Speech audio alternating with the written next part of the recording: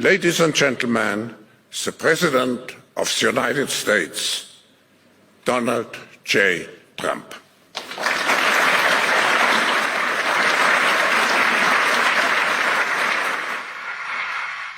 Well, thank you very much, Klaus, and hello to everyone in beautiful Davos.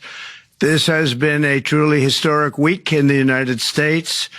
3 days ago, I took the oath of office, and we began the golden age of America.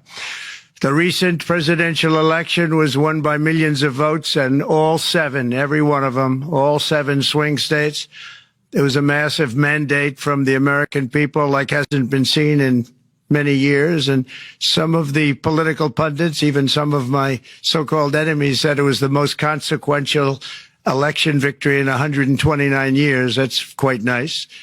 What the world has witnessed in the past 72 hours is nothing less than a revolution of common sense.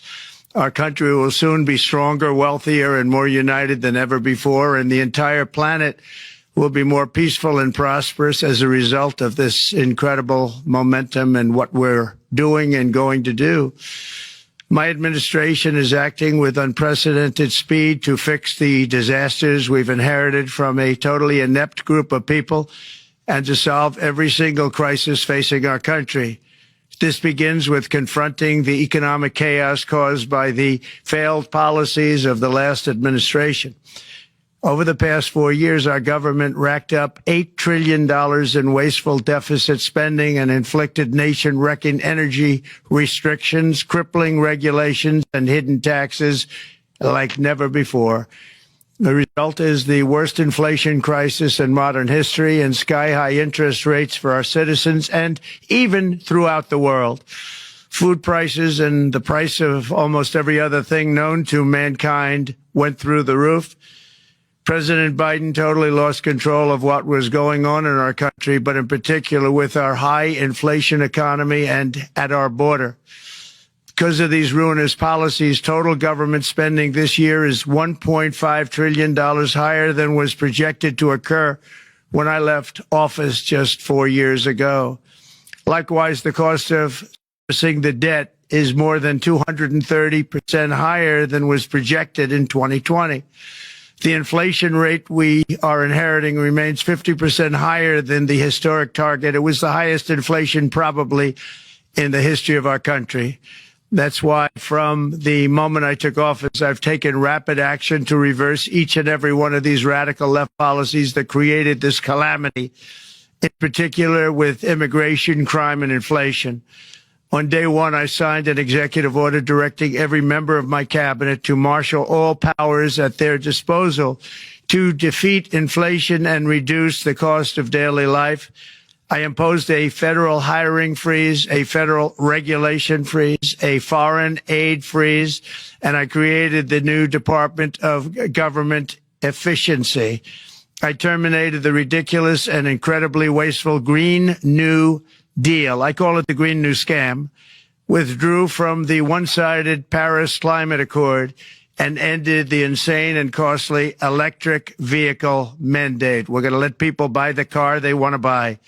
I declared a national energy emergency, and it's so important, national energy emergency to unlock the liquid gold under our feet and pave the way for rapid approvals of new energy infrastructure. The United States has the largest amount of oil and gas of any country on earth, and we're going to use it. Not only will this reduce the cost of virtually all goods and services, it'll make the United States a manufacturing superpower and the world capital of artificial intelligence and crypto. My administration has also begun the largest deregulation campaign in history, far exceeding even the record-setting efforts of my last term. In total, the Biden administration imposed $50,000 in additional regulatory costs on the average American household over the last 4 years. I have promised to eliminate 10 old regulations for every new regulation, which will soon put many thousands of dollars back in the pockets of American families.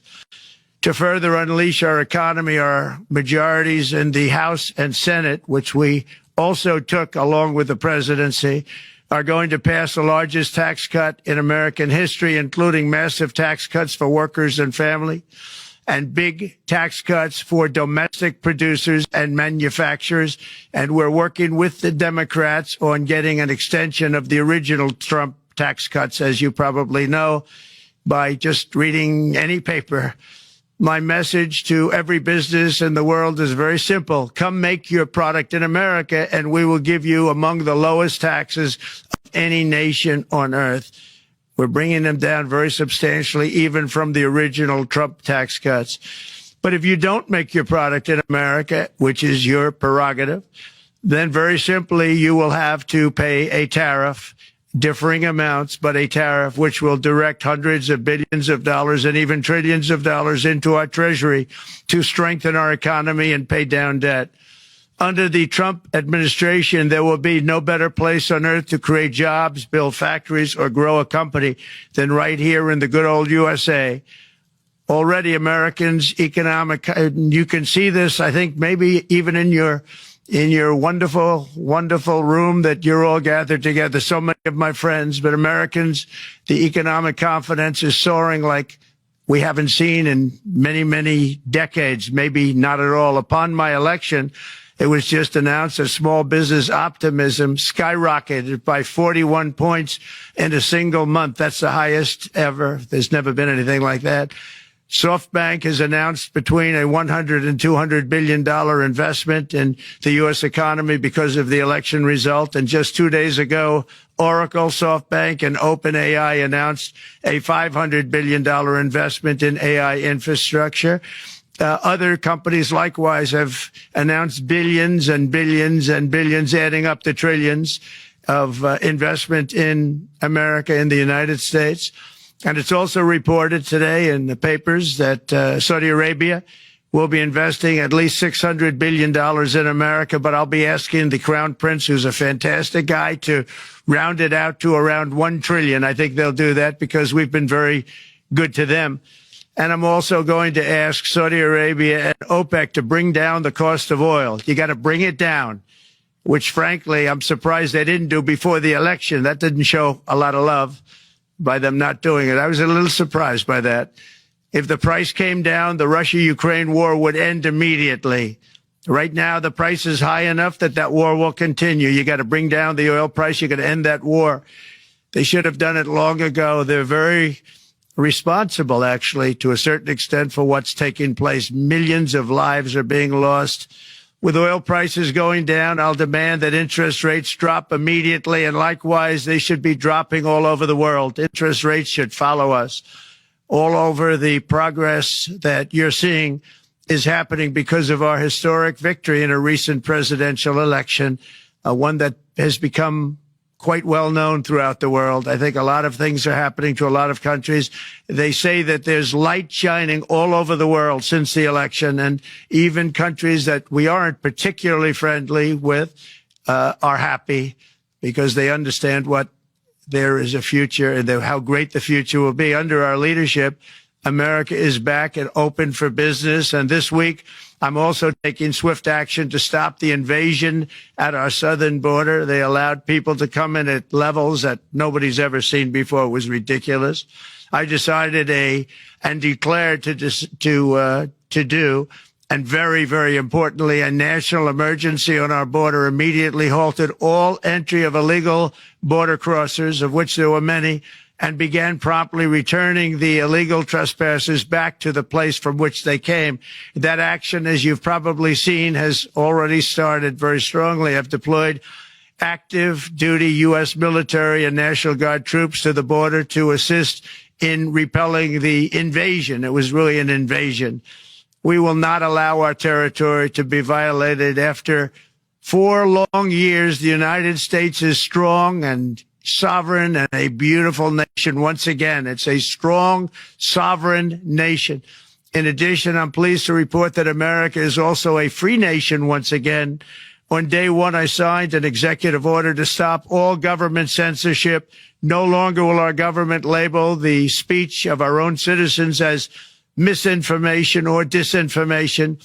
which are the favorite words of censors and those who wish to stop the free exchange of ideas and, frankly, progress. We have saved free speech in America, and we've saved it strongly. With another historic executive order this week, I also ended the weaponization of law enforcement against the American people and, frankly, against politicians, and restored the fair, equal, and impartial rule of law. My administration has taken action to abolish all discriminatory diversity, equity, and inclusion nonsense. And these are policies that were absolute nonsense throughout the government and the private sector. With the recent yet somewhat unexpected great Supreme Court decision just made, America will once again become a merit-based country. You have to hear that word, merit-based country.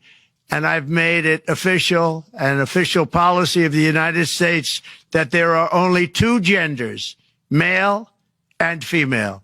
And we will have no men participating in women's sports, and transgender operations, which became the rage, will occur very rarely. Finally, as we restore common sense in America, we're moving quickly to bring back strength and peace and stability abroad. I'm also going to ask all NATO nations to increase defense spending to 5% of GDP, which is what it should have been years ago. It was only at 2%, and most nations didn't pay until I came along. I insisted that they pay, and they did, because the United States was really paying the difference at that time, and it was unfair to the United States. But many, many things have been unfair for many years to the United States. Before even taking office, my team negotiated a ceasefire agreement in the Middle East, which wouldn't have happened without us, as I think most of the people in the room know. Earlier this week, the hostages began to return to their families. They are returning, and it's a beautiful sight, and they'll be coming in more and more. They started coming back on Sunday. Our efforts to secure a peace settlement between Russia and Ukraine are now hopefully underway. It's so important to get that done. That is an absolute killing field. Millions of soldiers are being killed. Nobody's seen anything like it since World War II. They're laying dead all over the flat fields. It's a flat field farmland. And there's millions of Russians and millions of Ukrainians. Nobody's seen anything like it since World War II. It's time to end it. And here in America, we have big events coming up. Next year, we have the 250th anniversary of America's founding. I'm so honored to be president during that. That's been a big event. They've been talking about it for 10 years. We also have the World Cup.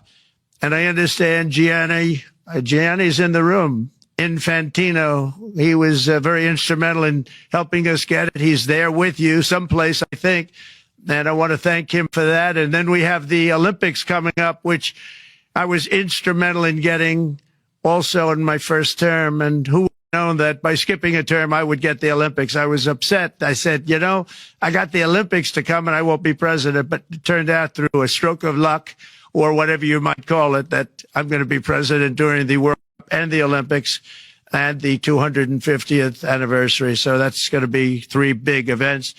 And we've accomplished more in less than 4 days. We have really been working 4 days than other administrations have accomplished in 4 years. And we're just getting started. It's really an amazing thing to see. And the spirit and the light over our country has been incredible. Under the last administration, our nation has suffered greatly, but we're going to bring it back and make it greater, bigger, stronger, better than ever before. I want to thank everybody for being with you. I would have been there myself, except the inauguration was 2 days ago. I thought it might be a little bit quick to make it the first stop, but we'll get there one day. We hope to get there. But I do appreciate, I heard the audience is fantastic, and many of my friends are in the audience, and I will be taking questions now from some very distinguished people. Thank you all very much.